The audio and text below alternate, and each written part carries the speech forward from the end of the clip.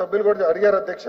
నేను 100% ఉపాధ్యాయులు కేవలం పాఠాలే చెప్పాలి. ఆ స్టాండ్ మేము తీసుకున్నాం సార్. యాప్ల భారం మేము తగ్గిస్తున్నాం, దాంట్లో ఎలాంటి డౌట్ లేదు. సింగులర్ యాప్ కి వచ్చేస్తున్నాం. సో ఉపాధ్యాయుల బాధ్యతలు ఏంటి, ఎంఈఓ బాధ్యతలు ఏంటి, ఈఓ బాధ్యతలు ఏంటి, హెడ్ మాస్టర్ బాధ్యతలు ఏంటి, సింగిల్ యాప్ తీసుకొస్తున్నాం. అదే యాప్ లో తల్లిదండ్రులు కూడా వస్తారు. సో వాళ్ళ పిల్లల అటెండెన్స్ ఏంటి, పిల్లల పర్ఫార్మెన్స్ ఏంటి, ట్రాన్స్పరెంట్ గా చూడాలి.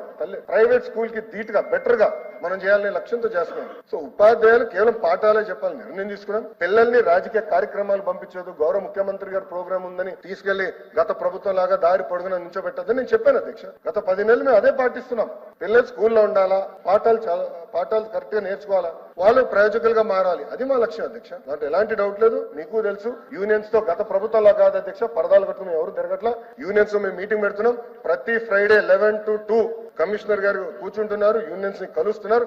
వాళ్ళకి సమస్యలు ఉంటే అన్ని సమస్యలు ఎవరో తీర్చలేం, దేవుడు కూడా తీర్చలేడు. కానీ ఒక పాజిటివ్ ఎన్వైరన్మెంట్ మనం బిల్డప్ చేస్తున్నాం. నేను కూడా 5:30 గంటలు కూర్చున్నా అధ్యక్ష యూనియన్స్ తో. టీచర్ ట్రాన్స్ఫర్ యాక్ట్ ఎన్ని సంస్కరణలు తీసుకురాగలుగుతున్నాం అంటే ఉపాధ్యాయులు సహకరించారు కనుక నేను తీసుకురాగలుగుతున్నా. ఇవన్నీ చాలా డీటెయిల్ గా డిస్కస్ చేసి చేస్తున్నాం అధ్యక్ష.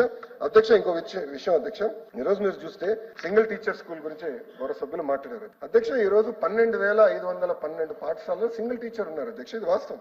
అంటే 30% పాఠశాలలో సింగిల్ టీచర్ ఉన్నారు అధ్యక్ష.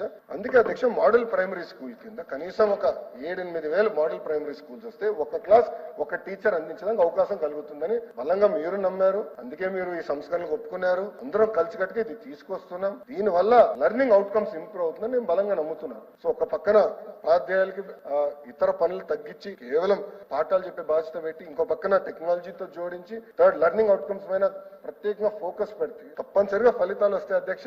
ఆనాడు మీరు హౌస్ లో ఉన్నారు, షార్ట్ డిస్కషన్ నేను ఒకటే చెప్పిన. శాసనసభ్యుడు గన్నబాబు గారు లాస్ట్ లో నుంచి నాకు మాట చెప్పారు, ఇవన్నీ పర్వాలేదు, ఇంత డిస్కషన్ జరిగింది అద్భుతం. ఏ రోజైతే తల్లిదండ్రులు వచ్చి ప్రభుత్వ పాఠశాలలో మా పిల్లలు చేసిన రికమెండేషన్ లెటర్ ఇవ్వండి అని అంటారో అప్పుడే ప్రభుత్వ పాఠశాల నాణ్యత పెరిగిందని మనం బలంగా నమ్మగలుగుతామని చెప్పారు.